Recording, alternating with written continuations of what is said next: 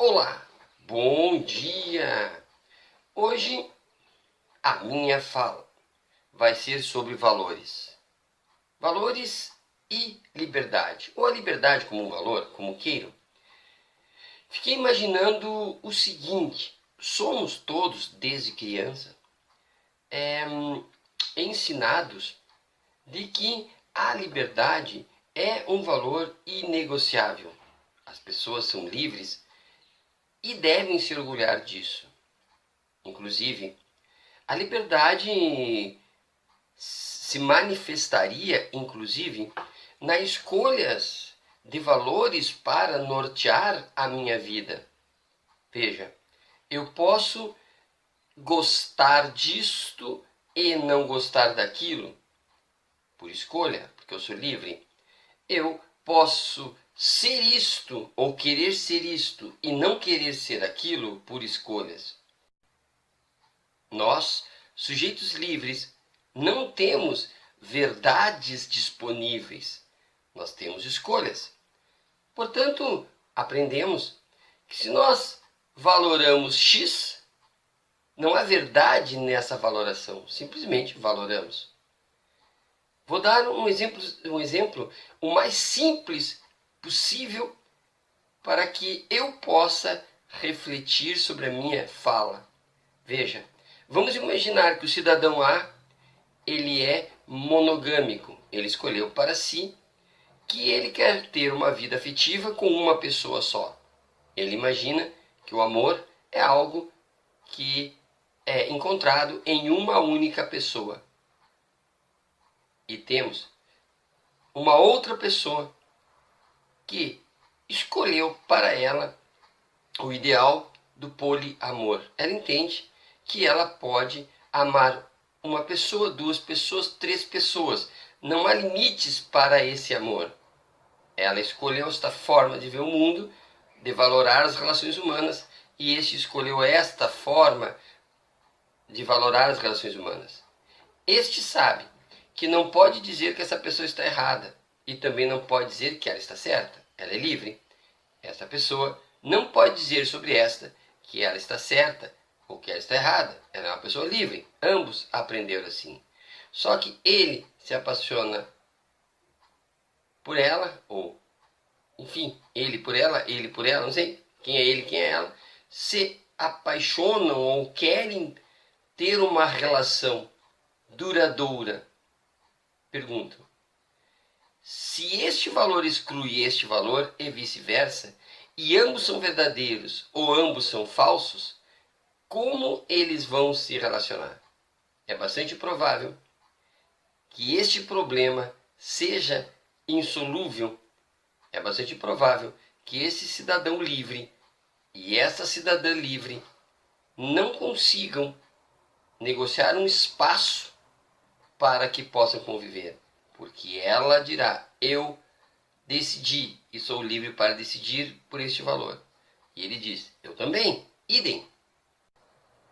Vejamos, se é apenas escolhas de valor, sendo que o valor maior é a liberdade, veja, que se o valor maior é a liberdade, eu não tenho a liberdade de escolher outros valores. Percebe o paradoxo? Se eu escolher a verdade com a liberdade como máximo de valor,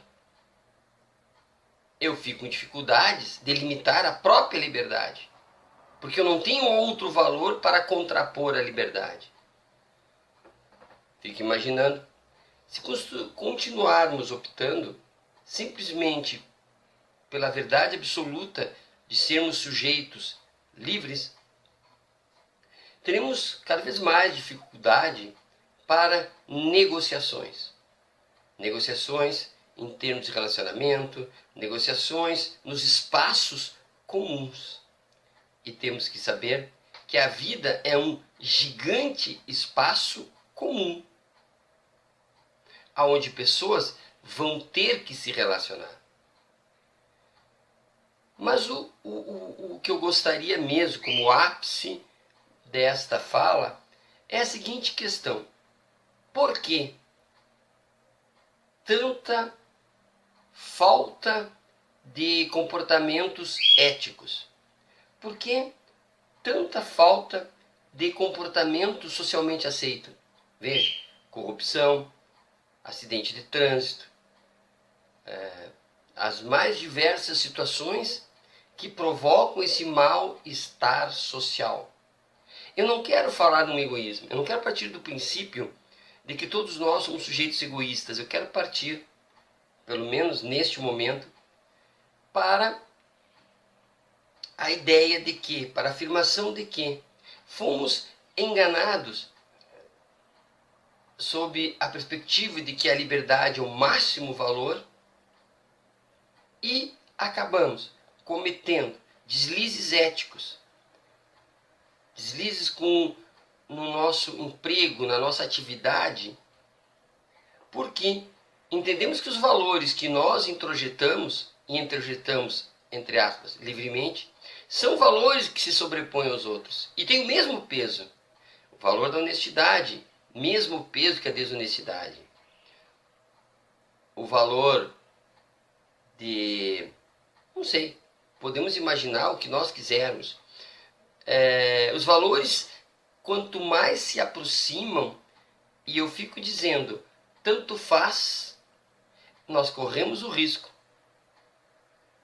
de também colocarmos no fiel da balança, esse tanto faz, a própria existência dos outros. E às vezes não nos damos conta, não percebemos que chegamos em uma situação em que, se todos os valores são iguais e são apenas escolhas, eu escolho os meus. E pode acontecer, ou está acontecendo, ou pode acontecer, que se todos nós somos livres, e o que prevalece é a liberdade acima de tudo, é possível que tenhamos a ideia de que punir pessoas que vão contra os ideais da sociedade é importante. É importante por quê? Porque se eu não posso negociar, o outro não pode negociar, eu vou ter que ter um terceiro que negocie. Quem é esse terceiro que negocia? Quem pune? O Estado. Então, nós entregamos a um terceiro a punição. Parece uma solução brilhante. Eu continuaria livre, o outro continuaria livre, e o Estado seria aquela criatura, aquele Leviatã, que ele teria a liberdade de limitar a minha liberdade. Uma construção muito maluca. O único que tem a liberdade de confrontar a minha liberdade seria o Estado. E criamos essa criatura estranha, que é o Estado. E também, estranhamente, as pessoas que vão gerir o Estado, que vão criar as leis para o Estado e geri-lo, são pessoas que, como eu, acima de moral e da ética, entendem que há liberdade para elas escolherem também o que fazer na hora de criar suas leis, as suas normas. E aí, precisamos criar um Estado mais forte, que puna quem gere o próprio Estado. E quando nós vemos, criamos um monstro estranho, extremamente punidor. E esquecemos completamente de que nós temos que refletir o seguinte: até onde vai a nossa liberdade? Aonde estão os espaços negociais?